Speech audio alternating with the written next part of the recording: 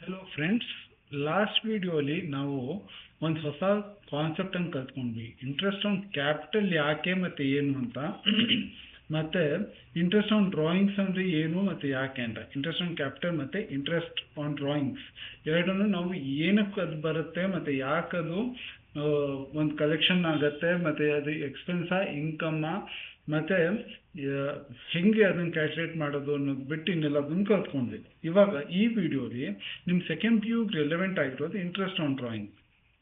Interest on drawing ಅನ್ನೋ ಒಂದು ಚಿಕ್ಕ ಮತ್ತು ತುಂಬ ಈಸಿ ಆಗಿರುವಂಥ ಕಾನ್ಸೆಪ್ಟನ್ನು ಕಲ್ತ್ಕೊಳ್ಳೋಣ.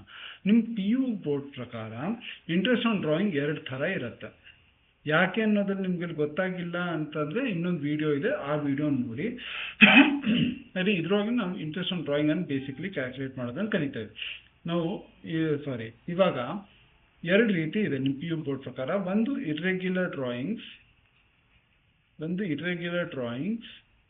ಇನ್ನೊಂದು ರೆಗ್ಯುಲರ್ ಡ್ರಾಯಿಂಗ್ಸ್. ಎರಡು ಥರ ಇದೆ, ರೆಗ್ಯುಲರ್ ಡ್ರಾಯಿಂಗ್ಸ್ ಮತ್ತು ಇರ್ರೆಗ್ಯುಲರ್ ಡ್ರಾಯಿಂಗ್ಸ್ ಅಂತ. ಡ್ರಾಯಿಂಗ್ಸ್ ಅಂದ್ರೆ ಏನು? ಬಿಸ್ನೆಸ್ ಓನರ್ ಬಿಸ್ನೆಸ್ಸಿಂದ ಏನೇ ತನ್ನ ಪರ್ಸನಲ್ ಯೂಸ್ಗಳು ತೊಗೊಳೋದನ್ನು ನಾವು ಡ್ರಾಯಿಂಗ್ಸ್ ಅಂತೀವಿ. ಈ ಇರ್ರೆಗ್ಯುಲರ್ ಡ್ರಾಯಿಂಗ್ಸನ್ನು ನಾವು ಪ್ರಾಡಕ್ಟ್ ಮೆಥಡ್ ಅಂತ ಅಂತೀವಿ. ಮತ್ತು ಈ ರೆಗ್ಯುಲರ್ ಡ್ರಾಯಿಂಗ್ಸ್ಗೆ ನಾವು ಆವ್ರೇಜ್ ಪೀರಿಯಡ್ ಮೆಥಡ್ ಅಂತ ಅನ್ಬೋದು. ಆವ್ರೇಜ್ ಪೀರಿಯಡ್ ಮೆಥಡ್ ಇದ್ರೊಳಗೆ ಯಾವ ಕ್ವಶನ್ ಬೇಕಿದ್ರು ಬರ್ಬೋದು. ನಿಮ್ಮ ಪಿ ಯು ಬೋರ್ಡ್ ಎಕ್ಸಾಮಲ್ಲಿ 6 ಮಾರ್ಕ್ಸ್ ಬರುತ್ತೆ ಈ ಪರ್ಟಿಕ್ಯುಲರ್ ಚಾಪ್ಟರ್. ಪ್ರಾಡಕ್ಟ್ ಮೆಥಡ್ ಏನು? ಈ ಪ್ರಾಡಕ್ಟ್ ಮೆಥಡ್ ಅನ್ನೋದು ಫಸ್ಟಲ್ಲಿ ಅರ್ಥ ಮಾಡ್ಕೋಣ. ಫಸ್ಟ್ ಪ್ರಾಡಕ್ಟ್ ಅಂದ್ರೆ ಏನು ಅದನ್ನು ತಿಳ್ಕೊಳ್ಳೋಣ. ಮ್ಯಾಥಮೆಟಿಕ್ಸಲ್ಲಿ ಯಾವ್ದಾದ್ರು ಎರಡನ್ನು ಮಲ್ಟಿಪ್ಲೈ ಮಾಡಿಬಿಟ್ಟು ಆನ್ಸರ್ ಸಿಕ್ಕರೆ ಅದು ಪ್ರಾಡಕ್ಟ್ ಅಂತ ಅಂತೀವಿ. ಎಕ್ಸಾಂಪಲ್ 2 × 3 = 6. ಈ 6 ಅನ್ನೋದು ಹೆಂಗೆ ಬಂತು? 2ನ 3 ಜೊತೆ ಮಲ್ಟಿಪ್ಲೈ ಮಾಡಿದ್ರೆ ನಮಗೆ 6 ಬಂತು. ಅದರಿಂದ 6 ಅನ್ನೋದು ನನ್ನ ಪ್ರಾಡಕ್ಟ್ ಆಯಿತು. 6 ಅನ್ನೋದು ನಂದು ಪ್ರಾಡಕ್ಟ್. ಹಾಗೇನೆ 4 × 8 ಎರಡನ್ನು ಮಲ್ಟಿಪ್ಲೈ ಮಾಡ್ತಾಯಿದ್ದೀನಿ. ರಿಸಲ್ಟೆಂಟ್ ಏನು? 8 4 32. 32 ಅನ್ನೋದು ನನ್ನ ಪ್ರಾಡಕ್ಟ್. ಹೆಂಗೆ ಬಂತು? 4ಅನ್ನು 8 ಜೊತೆ ಮಲ್ಟಿಪ್ಲೈ ಮಾಡಿದಾಗ ನನಗೆ 32 ಅನ್ನೋ ಬಂತು. ಅದು ಪ್ರಾಡಕ್ಟ್ ಅಂತ. ಹಾಗಿದೆ ಸರ್, ಪ್ರಾಡಕ್ಟ್ ಮೆಥಡಲ್ಲಿ ಎರಡನ್ನು ಮಲ್ಟಿಪ್ಲೈ ಮಾಡಿಬಿಟ್ಟು ನಮ್ಗೆ ಸಿಗೋ ಆನ್ಸರನ್ನು ಪ್ರಾಡಕ್ಟ್ ಮೆಥಡ್ ಅಂತೀವ? ಹೌದು. ಆದರೆ ಎರಡಲ್ಲ 3 ವೇರಿಯೇಬಲ್ ಮಲ್ಟಿಪ್ಲೈ ಮಾಡ್ತೀವಿ. ತುಂಬಾ ಸುಲಭ ಇದೆ. ಇವಾಗ ಇದನ್ನು ಕಲ್ತ್ಕೊಳಕ್ಕೆ ನಿಮಗೆ ಬೇಕಾಗಿರೋ ಬರೀ 5th ಸ್ಟ್ಯಾಂಡರ್ಡ್ ಮ್ಯಾಥ್ಸ್. ನಿಮ್ಮ 5th ಸ್ಟ್ಯಾಂಡರ್ಡ್ ಮ್ಯಾಥ್ಸ್ ನಿಮ್ಗೆ ಗೊತ್ತಿದ್ರೆ ನಿಮಗೆ ಇಂಟ್ರೆಸ್ಟ್ ಆನ್ ಡ್ರಾಯಿಂಗ್ಸ್ ತುಂಬಾ ಸುಲಭ ಆಗುತ್ತೆ, ಸಖತ್ ಸುಲಭ ಆಗುತ್ತೆ, ಯೋಚನೆ ಇಲ್ಲ. ಇವಾಗ ಫಾರ್ ಎಕ್ಸಾಂಪಲ್ ಇವಾಗ ಯಾವುದಕ್ಕೆ ಆಗಲಿ ಸಿಂಪಲ್ ಇಂಟ್ರೆಸ್ಟ್ ಅಂತ ಒಂದು ಕಾನ್ಸೆಪ್ಟ್ ಕಲ್ತಿದ್ರಿ. ಸಿಂಪಲ್ ಇಂಟ್ರೆಸ್ಟನ್ನು ಹೆಂಗೆ ಕ್ಯಾಲ್ಕುಲೇಟ್ ಮಾಡ್ತೀವಿ ಸರ್? ಸಖತ್ ಈಸಿ ಸರ್. ಲೋನ್ ಅಮೌಂಟನ್ನು ಪ್ರಿನ್ಸಿಪಲ್ ಅಂತೀವಿ, ಹೌದು. ಅದನ್ನು ಟೈಮ್ ಜೊತೆ ಮಲ್ಟಿಪ್ಲೈ ಮಾಡ್ತೀವಿ, ಹೌದು. ರೇಟ್ ಆಫ್ ಇಂಟ್ರೆಸ್ಟ್ ಕೊಟ್ಟಿರ್ತಾರೆ, ಸರಿ, ಅದನ್ನು ರೇಟ್ ಬೈ 100 ಅಂತೀವಿ, PTR/100 ಈ ಥರ ಮಾಡಿದ್ವಿ. ಆವಾಗ ನಮಗೆ ಸಿಂಪಲ್ ಇಂಟ್ರೆಸ್ಟ್ ಎಷ್ಟು ಅಂತ ಬಂತು. ಫಾರ್ ಎಕ್ಸಾಂಪಲ್ ಲೋನು 10,000 ಇತ್ತು, ರೇಟ್ ಆಫ್ ಇಂಟ್ರೆಸ್ಟ್ 10% ಇತ್ತು, ಮತ್ತು ಟೈಮ್ ಪೀರಿಯಡ್ 1/1 ಅಂತಲೇ ಬರೀತೀನಿ. ಅಂದರೆ ಎಷ್ಟು ಬಂತು? ₹1,000 ತಾನೇ ನಮ್ಮ ಸಿಂಪಲ್ ಇಂಟ್ರೆಸ್ಟ್. ಈ ಪರ್ಟಿಕ್ಯುಲರ್ ಪಾಯಿಂಟಲ್ಲಿ ನಿಮ್ಗೆ ಅರ್ಥ ಆಯಿತು ಅಂದರೆ interest on drawing same line. ಆದರೆ ಒಂದೇ ಒಂದು ಚಿಕ್ಕ ವ್ಯತ್ಯಾಸ, ತುಂಬ ಚಿಕ್ಕ ವ್ಯತ್ಯಾಸ ಇದೆ. ಆ ಚಿಕ್ಕ ವ್ಯತ್ಯಾಸ ಏನು ಅಂದರೆ, ಡ್ರಾಯಿಂಗ್ಸ್ ಇದೆಯಲ್ಲ, ಪಾರ್ಟಿಲ್ ಒಂದೇ ಸತಿ ಮಾಡಲ್ಲ ಕಳ್ಳ, ಅವನಲ್ಲಿ ಎಷ್ಟೋ ಸತಿ ಮಾಡ್ತಾನೆ, multiple times during the year. ಆ ಕಳ್ಳ ಏನು ಮಾಡ್ತಾನೆ? Multiple times during the year. ಸರಿನಾ? ಮಲ್ಟಿಪಲ್ ಟೈಮ್ಸ್ ಮಾಡಿದಾಗ ಏನು ಮಾಡಬೇಕು? ತುಂಬ ಸ್ವಲ್ಪ. ಇವಾಗ ನಮ್ಮ ಅಕೌಂಟ್ಸನ್ನು ಕ್ಲೋಸ್ ಮಾಡೋದು ಮತ್ತು ಬ್ಯಾಲೆನ್ಸ್ ಶೀಟ್ ಪ್ರಿಪೇರ್ ಮಾಡೋದು ಯಾವಾಗ? ನಾವು 31st of March ನಾವು ಮಾಡ್ತೀವಿ. 31st March of every year ನಾವಲ್ಲಿ ಬ್ಯಾಲೆನ್ಸ್ ಶೀಟನ್ನು ಪ್ರಿಪೇರ್ ಮಾಡ್ತೀವಿ. ಇವಾಗ ನಾವು ಇಂಟ್ರೆಸ್ಟನ್ನು ಕ್ಯಾಲ್ಕುಲೇಟ್ ಮಾಡಬೇಕಾದ್ರೆ ಡೇಟ್ ಆಫ್ ಡ್ರಾಯಿಂಗ್ಸಿಂದ 31st March ವರೆಗೂ ಎಷ್ಟು ಟೈಮ್ ಇದೆಯೋ ಅದನ್ನು ನಾವು ಕ್ಯಾಲ್ಕುಲೇಟ್ ಮಾಡೋದು ಕಲ್ತ್ಕೊಂಡ್ಬಿಟ್ವಿ ಅಂದರೆ ಪ್ರಾಡಕ್ಟ್ ಮೆಥಡನ್ನು ಸಖತ್ ಈಸಿ ಆಗೋಗುತ್ತೆ, ತುಂಬಾ ಸುಲಭ ಆಗುತ್ತೆ. ಇನ್ನೆಲ್ಲೂ ಏನು ಟ್ರಿಕ್ ಇಲ್ಲ. ಈ actually the most easiest one. ಅದಕ್ಕೆ ಪಿ ಯು ಬೋರ್ಡ್ ಯೂಶಲಿ ಇದನ್ನೇ ಟೆಸ್ಟ್ ಮಾಡುತ್ತೆ. ಆದರೂ ಒಂದೊಂದು ಸತಿ ಬೇರೆ ಮೆಥಡ್ಸು ಟೆಸ್ಟ್ ಮಾಡಬಹುದು.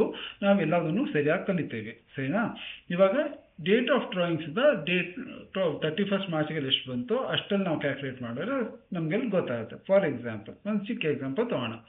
ಒಂದು ಸತಿ ಪಾರ್ಟ್ನರು ಫಸ್ಟ್ ಡ್ರಾಯಿಂಗ್ಸ್ ಬಂದು ಯಾವಾಗ ಮಾಡಿದಾನೆ ಗೊತ್ತಾ? 1st of June ಮಾಡಿದ್ದಾನೆ. ಎಷ್ಟು ಮಾಡ್ದ ಸರ್? ₹3,000 ಮಾಡ್ದ, ಸರಿನಾ? ಮತ್ತೆ ಇನ್ನೊಂದು ಸತಿನೂ ಮಾಡ್ದ, ಯಾಕೆ? ದುಡ್ಡು ಬೇಕಾಗಿತ್ತು. ಅವನು ನೆಕ್ಸ್ಟ್ ಡ್ರಾಯಿಂಗ್ಸ್ ಯಾವಾಗ ಮಾಡ್ದ? 31st ಅಕ್ಟೋಬರ್ಗೆ ಮಾಡ್ದ. ಎಷ್ಟು ಮಾಡ್ದ ಸರ್? ಇವಾಗ ಎಷ್ಟು ಮಾಡ್ದ? ಇವಾಗ ಅವ್ನು ಮಾಡಿದ್ದು ₹1,000 ವಿಡ್ರಾ ಮಾಡ್ದ. ಸರಿನಾ? ಮತ್ತೆ ಥರ್ಡ್ ಟೈಮ್ ಅವನು ಯಾವಾಗ ವಿಡ್ರಾ ಮಾಡ್ದ? 1st ಜನವರಿ ನ್ಯೂ ಇಯರ್ ಸೆಲೆಬ್ರೇಷನ್ ಮಾಡಬೇಕಾಯ್ತು. 1st ಜನವರಿಗೆ ಮಾಡ್ದ, ₹10,000 ವಿಡ್ರಾ ಮಾಡ್ದ. ನೋಡಿದ್ರೆ ನ್ಯೂ ಇಯರ್ ಸೆಲೆಬ್ರೇಷನ್ ತುಂಬ ದುಡ್ಡು ಖರ್ಚು ಮಾಡ್ದ. ಮತ್ತೆ ಫೋರ್ತ್ ಡ್ರಾಯಿಂಗ್ ಅವನು 15th ಫೆಬ್ರವರಿ ಇನ್ನೊಂದು ವಿಡ್ರಾವಲ್ ಮಾಡ್ದ. 15th ಫೆಬ್ರವರಿಗೆ ಮಾಡ್ದ. ಇವಾಗ ನಾವಲ್ಲಿ ಏನು ಮಾಡಬೇಕಾದ್ರೆ ಇಲ್ಲಿ ರುಪೀಸ್ ಎಷ್ಟು ಇಟ್ಕೋಣ? ಇಲ್ಲಿ ರುಪೀಸ್ 3,000 ಇಟ್ಕೊಳ್ಳೋ ಬೇಡ, ಆಲ್ರೆಡಿ ಆಗಿದೆ ಅಲ್ವಾ? ₹5,000 ವಿಡ್ರಾ ಮಾಡ್ದ. ₹5,000 ವಿಡ್ರಾ ಮಾಡ್ದ. ಇವಾಗ ನಾವೇನು ಮಾಡಬೇಕು ಸರ್? ನೀವೆಲ್ಲ ಆ್ಯಕ್ಚುಲಿ ಆನ್ಸರ್ ಹೇಳ್ತಾ ಇದ್ದೀರಾ, ತುಂಬ ಸುಲಭ sir. 1st June date of drawing, ಇಲ್ಲಿ ಡೇಟ್ ಆಫ್ ಡ್ರಾಯಿಂಗ್ ಬಂತು. 31st ಮಾರ್ಚ್ವರೆಗೂ ಕ್ಯಾಲ್ಕುಲೇಟ್ ಮಾಡಬೇಕು. ಅಂದರೆ ಏನು? 1st ಜೂನಿಂದ 31st ಮಾರ್ಚ್ಗೆ ಎಷ್ಟು ಟೈಮ್ ಪೀರಿಯಡ್ ಇದೆ ಅಂತ ತಾನೇ ನಾವು ನೋಡಬೇಕು. ಅಂದರೆ ಏನು? ಇವಾಗ ನಾವಲ್ಲಿ ಇದು ಏಪ್ರಿಲ್ಲು, ಇದು ಮಾರ್ಚ್. ಇವಾಗ ಅವ್ನು ಮಾಡೋಕ್ಕೆ ಶುರು ಮಾಡಿರೋದು ಇಲ್ಲಿಂದ ಜೂನಲ್ಲಿ ಮಾಡಿದ. ಜೂನಿಂದ 31st ಮಾರ್ಚ್ಗೆ ಎಷ್ಟು ತಿಂಗಳು ಬಂತು? ಫಸ್ಟ್ ಯೋಚಿಸ್ಕೊಳ್ಳಿ. 1st ಜೂನ್ ಮಾಡಿದ್ದಾನೆ, ಅದರಿಂದ ಜೂನ್ ಮಂತನ್ನು ನಾವು ಕನ್ಸಿಡರ್ ಮಾಡಲೇಬೇಕು, ಜೂನನ್ನು ಇನ್ಕ್ಲೂಡ್ ಮಾಡಬೇಕಲ್ವಾ? ಅದರಿಂದ ಜೂನಿಂದ ನಾವು 31st ಮಾರ್ಚ್ ಅಂದರೆ ಎಷ್ಟು ತಿಂಗಳಾಯಿತು? June, July, August, September, October, November, December, January, February, March. 10 months ಆಯಿತಾ? ಇದು 10 ಮಂತ್ಸ್ ಆಯಿತಾ? ಆದರೆ ವರ್ಷದಲ್ಲಿ ಎಷ್ಟು ತಿಂಗಳಿದೆ? 12 ಮಂತ್ಸ್ ಇದೆ. ಆದ್ದರಿಂದ ಇಂಟ್ರೆಸ್ಟ್ ನಾವು ಮಾಡಬೇಕಾದ್ರೆ 10/12 ಮಾಡಬೇಕು. ಕರೆಕ್ಟಾ? ತುಂಬಾ ಸುಲಭ ಅಲ್ವಾ? 12 ಮಂತ್ಸ್ ಇದೆ ವರ್ಷದಲ್ಲಿ, ಆದರೆ ಆ 12 ಮಂತ್ಸಲ್ಲಿ ಅವನು ಎಷ್ಟು ತಿಂಗಳು ತೊಗೊಂಡಿದ್ದಾನೆ? 10 ಮಂತ್ಸ್ ತಾನೇ ತೊಗೊಂಡಿರೋದು. 10 ಮಂತ್ಸ್ ಔಟ್ ಆಫ್ 12 ಮಂತ್ಸ್ ಅಂತ ಇರುತ್ತೆ ಇಂಟರ್ಪ್ರಿಟೇಷನ್. ಮತ್ತೆ ಇಲ್ಲಿ ಸೇಮ್ ಥಿಂಗ್, 31 ಏಪ್ರಿಲ್ ಮಾರ್ಚ್ ಅವನು ಯಾವಾಗ ಮಾಡಿದ್ದಾನೆ? 31st ಆಫ್ ಅಕ್ಟೋಬರ್ಗೆ ಮಾಡಿದ್ದಾನೆ. 31st ಅಕ್ಟೋಬರ್ ಮಾಡಿದ್ದಾನೆ. 31st ಅಕ್ಟೋಬರಿಂದ 31st ಮಾರ್ಚ್ ಎಷ್ಟು ದಿನ ಆಯಿತು? 31st ಅಕ್ಟೋಬರ್ ಅನ್ನೋದು ಅಕ್ಟೋಬರ್ ಮಂತಿಂದ ಲಾಸ್ಟ್ ಡೇ. ಅದರಿಂದ ನಾವು 31st ಅಕ್ಟೋಬರ್ ಅಂದರೆ ಅಕ್ಟೋಬರನ್ನು ನಾವು ಕೌಂಟ್ ಮಾಡಬೇಕಾ? ಮಾಡಬಾರ್ದು. We should ignore October month. ಅಂದರೆ ಯಾವಾಗಿಂದ ಶುರು ಮಾಡಬೇಕು? ನವಂಬರಿಂದ ಶುರು ಮಾಡಬೇಕು. November, December, January, February, March. ಇಲ್ಲಿ 5 ಮಂತ್ಸ್ ಆಯಿತಾ? ವರ್ಷ 12 ಮಂತ್ಸ್ ಇದೆ, ಆದರೆ ಅದ್ರಾಗ 5 ಮಂತ್ಸ್ ಮಾತ್ರ ಈ ಪರ್ಟಿಕ್ಯುಲರ್ ಲೋನ್ ಅಮೌಂಟ್ ತೊಗೊಂಡಿದ್ದಾರೆ.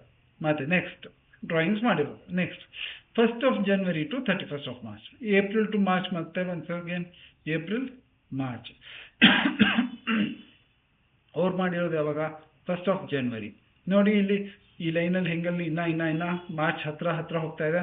1st ಜನವರಿ ಅಂದರೆ 1st ಜನವರಿ ಅಂದರೆ ಜನವರಿ 1st ಅಂದರೆ ಆ ತಿಂಗಳನ್ನು ನಾವು ಕೌಂಟ್ ಮಾಡಬೇಕು. ಆದ್ದರಿಂದ ಜನವರಿ, ಫೆಬ್ರವರಿ, ಮಾರ್ಚ್ 3 ಮಂತ್ಸ್. ಇಲ್ಲಿ out of how many months?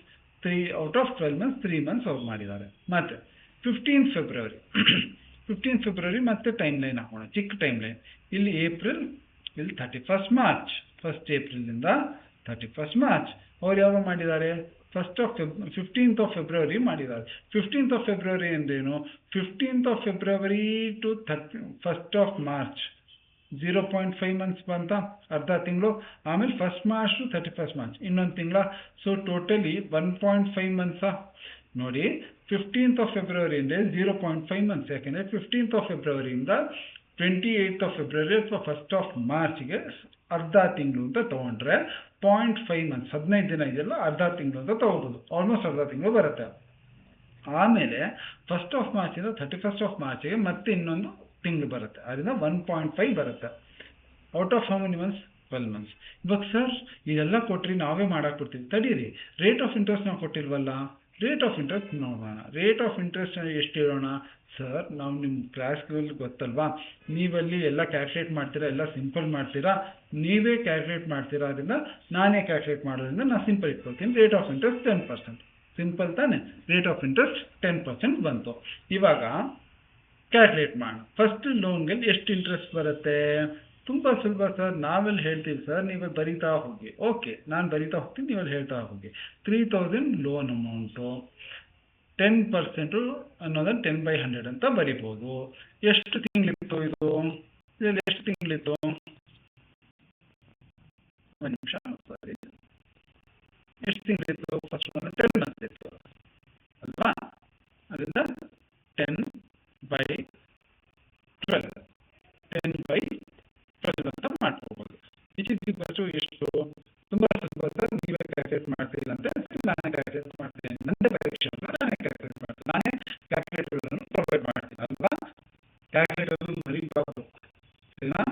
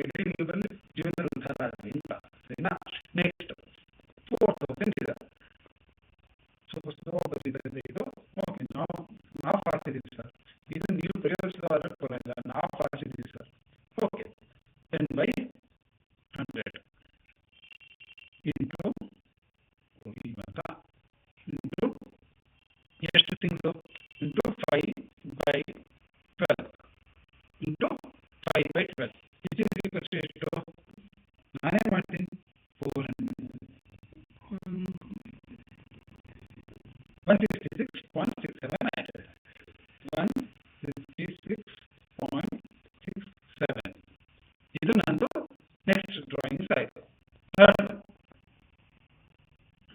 ಇದು ಎರಡು ಪಾರ್ಟ್ ಮಾಡ್ತೀನಿ. ಈ ವಿಡಿಯೋದು ಸ್ವಲ್ಪ ಸ್ಲೋ ಆಗ್ತಾ ಇದೆ, ಸಿಸ್ಟಮು ಸ್ವಲ್ಪ ಲ್ಯಾಗ್ ಆಗ್ತಾ ಇದೆ, ಅದರಿಂದ ನಾನು ಇದ್ರದ್ದು ಎರಡನೇ ಪಾರ್ಟ್ ಮಾಡ್ತೀನಿ. ಎರಡನ್ನೂ ಬಟ್ಟೆ ನೋಡಿ ನೀವು. ಥರ್ಡ್ ಡ್ರಾಯಿಂಗ್ಸ್ ಎಷ್ಟಿತ್ತು? 10,000 ಇತ್ತು ಇಂಟು 10/100 ಇಂಟು ಮತ್ತೆ ಎಷ್ಟು ತಿಂಗಳಾಗಿತ್ತು? ಥರ್ಡ್ ಒನ್ 3/12 3/12 ಅಂದರೆ ಎಷ್ಟಾಯಿತು? 250 ಆಯಿತು. ಮತ್ತು ಇದನ್ನು 250 ಆಯಿತು. ಇದು ಎರಡನೇ ಪಾರ್ಟ್ ಮಾಡ್ತೀನಿ. ಆ್ಯಕ್ಚುಲ್ ಇದ್ರಲ್ಲಿ ಮಾಡ್ಕೊಂಡು ಎಷ್ಟಾಗುತ್ತೆ ಅಂತ ಇದ್ರಲ್ಲಿ ಎರಡನೇ ಪಾರ್ಟ್ ಮಾಡ್ತೀನಿ. 250 ಮತ್ತು ಫೋರ್ತ್ ಒನ್. ಈ ಫೋರ್ತ್ ಒನ್ ಆದಮೇಲೆ ಈ ವಿಡಿಯೋ ನಿಲ್ಲಿಸ್ಬಿಟ್ಟು ನೆಕ್ಸ್ಟ್ ವಿಡಿಯೋ ಮತ್ತೆ ಮಾಡ್ತೀನಿ, ಅದನ್ನು ಪೂರ್ತಿ ನೋಡಿ, ಸರಿನಾ? ಎಷ್ಟು? 5,000 ಟು 10/100. ನನ್ನ ಹ್ಯಾಂಡ್ರೈಟಿಂಗ್ ಅದ್ಭುತವಾಗಿದೆ, ನನ್ನ ಗೊತ್ತು ನನ್ನ ಹ್ಯಾಂಡ್ರೈಟಿಂಗ್ ಸಖತ್ತಾಗಿದೆ ಅಂತ.